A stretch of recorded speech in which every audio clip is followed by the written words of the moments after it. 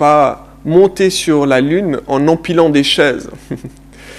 Et ça signifie que par nos propres efforts, même si on fait le bien, autant de bien qu'on peut, même si on se donne de la peine, et qu'on fait tous nos efforts, on ne pourra jamais arriver à Dieu en accumulant les bonnes actions, en mettant une bonne action sur l'autre.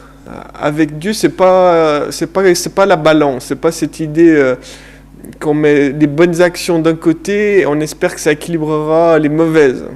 Et du coup, qu'on sera accepté de la part de Dieu, que ça va passer. Vu que de toute façon, pour nous, c'est impossible de monter à Dieu, Dieu doit descendre vers nous. Ce que Dieu me demande essentiellement dans ma relation avec lui, c'est de le considérer, lui, comme étant le patron, le big boss, et d'arrêter de me prendre pour le centre du monde. Il y a autre chose que mon nombril, mes envies, ma petite vie. Il y a les attentes de Dieu.